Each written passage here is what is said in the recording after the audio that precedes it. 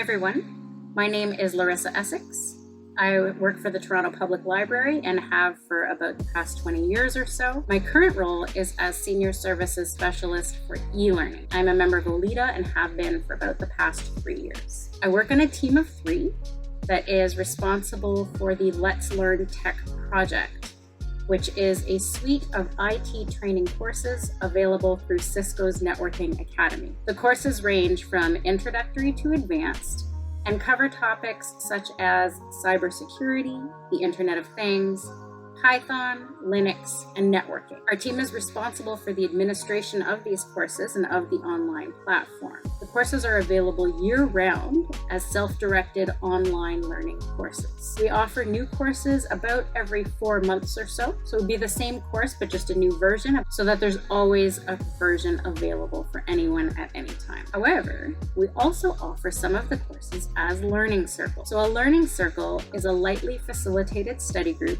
guided by staff for people who want to take a free online course together in a welcoming environment. So the important thing to note here is that the facilitators, the staff, are not experts in the subject matter, but we're there to help guide people through the courses to get to that completion. Why do we do this? Well, we did this because we realized that looking at the courses themselves, the completion rates for online self-directed courses were actually quite low, which is not surprising. For anyone that's ever tried to finish an online course on their own, you'll probably know what I mean. So our completion rates were about around 5% or so, which is very low. So we started offering the learning circles, and we actually ended up seeing completion rates of upwards of 80% for certain courses. So a huge, huge difference. Now, what led me here? Well, I started working for the library as a page when I was in high school, and then I left when I was in university to complete my undergrad. I completed my undergrad at York University, and then realized that there wasn't a whole lot of opportunity for someone with an arts BA. So I came back to the library once again as a page and worked numerous jobs in numerous different branches on the clerical side. It was here that I discovered my passion for the libraries and that this was really where I wanted to build my career. So I decided to go back to school and get my MLIS at Western University. After completing my MLIS, I became a librarian, again worked in numerous branches across the system and in numerous different departments and roles. I spent a few years in adult services, but most of my librarian career was spent in children's services, which I absolutely adored. But it became time at some point that I needed to move on, and I ended up becoming a branch head for a while. And one day I was sitting in my office and I thought to myself, maybe I should go back to school. And that set up a red flag for me.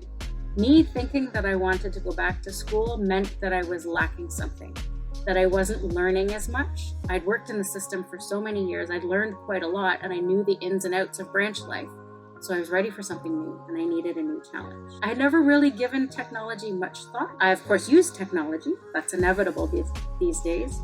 But I didn't really know much about the inner workings, and in all honesty, quite frankly, I never really had the desire to. But it was at this time that I started thinking I wanted to learn something brand new, that I started looking around for other opportunities within the library. I was fortunate that this job came along at exactly that time, and I thought, well, maybe I could learn something about technology. And I applied for the job. I was lucky enough to get it, and then I started right away.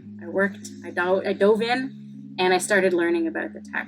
I went through some of the courses and I discovered this whole new world. It really opened up a new world for me of something that, in all honesty, I was probably apprehensive about because I was a bit scared of it, because I didn't know anything about it. But I'll tell you, taking that leap and switching my direction within my library career really opened up a new world for me, and I love it now. I've learned so much. I've learned how to program. I've learned how to network. I can connect my own router in my home. I can do all sorts of things that I never thought was for me, but it was.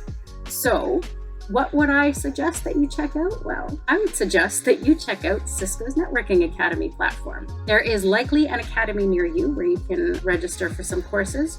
You can also feel free to check it out on the Toronto Public Library website because there is no requirement for registration. All you have to do is just create a Cisco Networking Academy account and join our academy. And you can do that for free and start checking out some of the courses. It's hugely robust. There are so many different learning pathways We only offer a small portion of what's actually available because we only offer courses that are available for free. But there are other ones if you are interested in pursuing things further beyond that. So I suggest checking out the Cisco's Networking Academy platform. Thanks for listening, and I hope you found this informative, and I hope you give technology some thought. In all honesty, like I said, it changed my life. It's been a great place to be. I highly recommend learning about it. And yeah. So thanks again, and have yourself a wonderful, wonderful day.